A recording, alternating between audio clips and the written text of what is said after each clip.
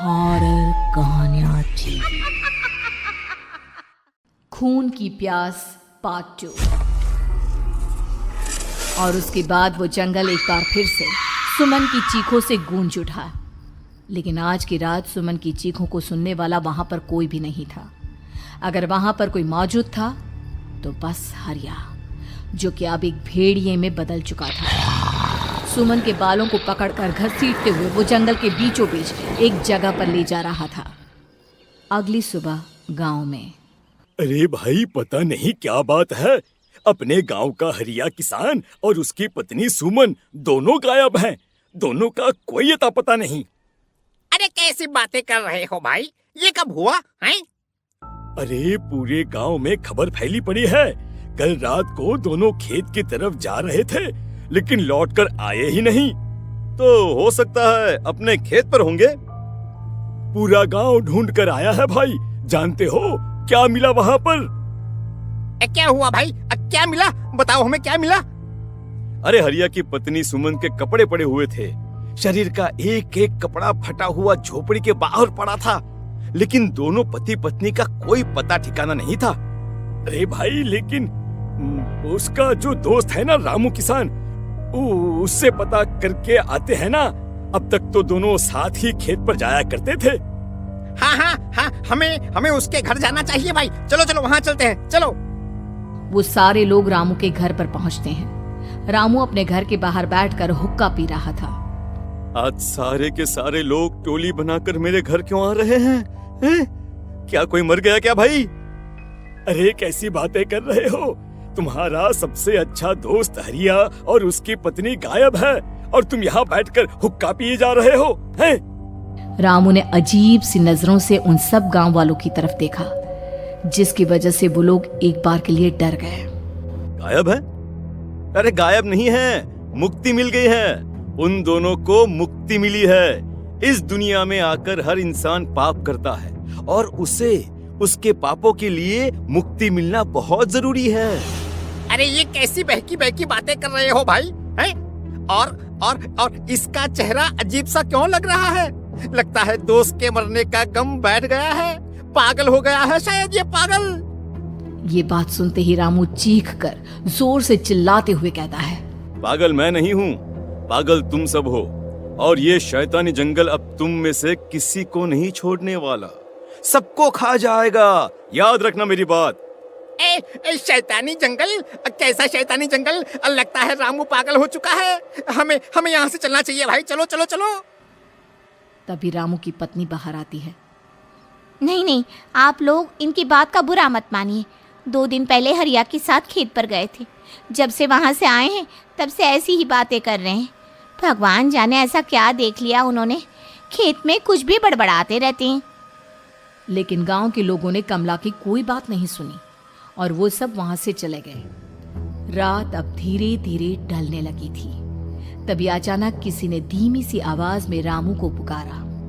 रामू, आ जाओ, मैं तुम्हारा इंतजार कर रहा हूँ। और सुनो, अपनी पत्नी को साथ लेकर आना, नहीं तो काम अधूरा रह जाएगा।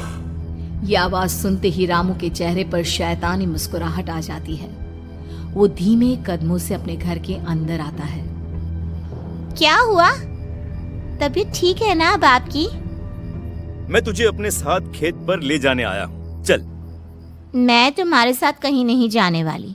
मुन्ना गहरी नींद में सो रहा है और उसे अकेला छोड़कर मैं तुम्हारे साथ खेत पर नहीं आ सकती। वैसे भी तुम्हारे उन खेतों में भगवान जाने कौन सा राक्षस घूम रहा है, मुझे तो डर लगता है।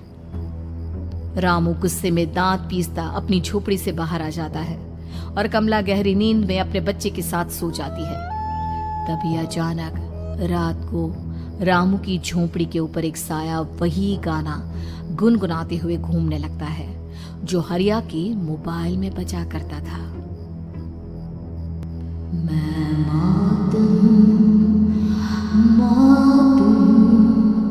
मौत जो बसरी है चारों ओर, जो आएगी कहीं से भी निगल जाएगी सबको। मैं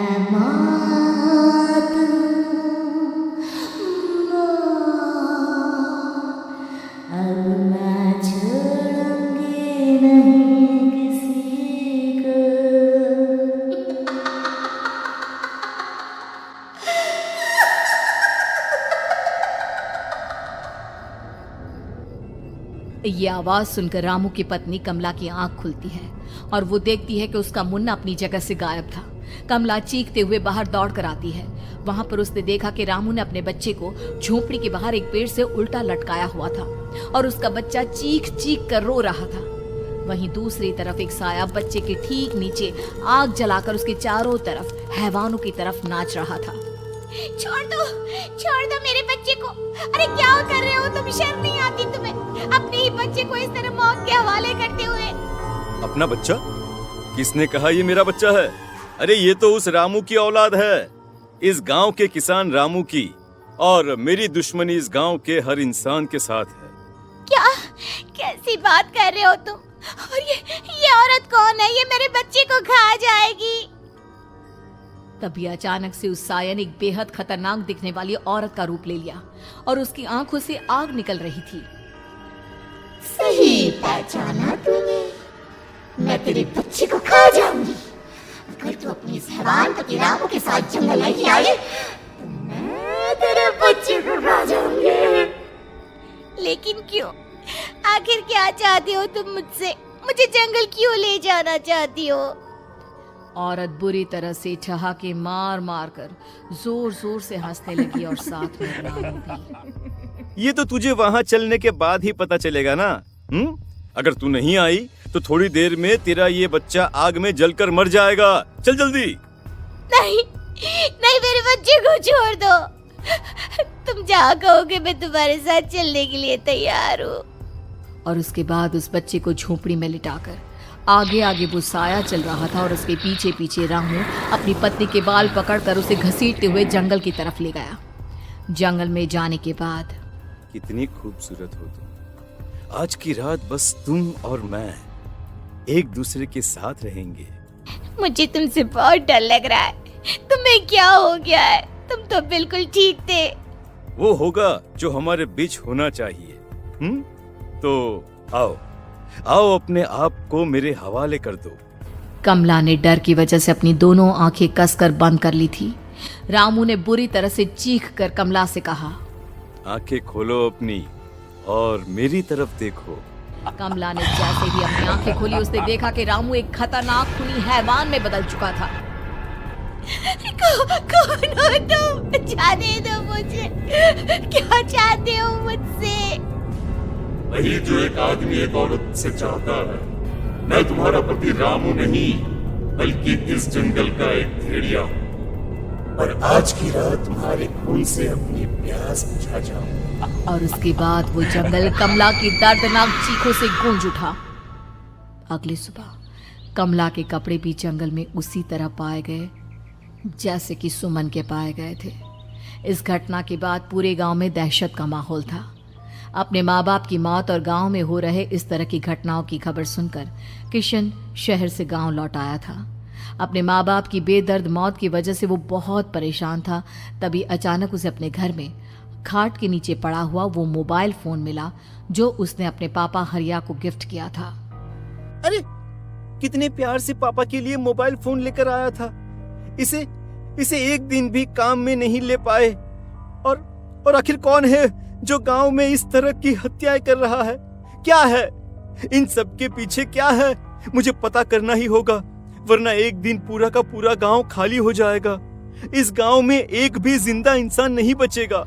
गांव के लोगों की मदद करने के इरादे से किशन अपने गांव से दूर एक दूसरे गांव में बहुत बड़े तांत्रिक के पास मिलने के लिए गया। तांत्रिक बाबा, अब आप ही कुछ उपाय बता सकते हैं।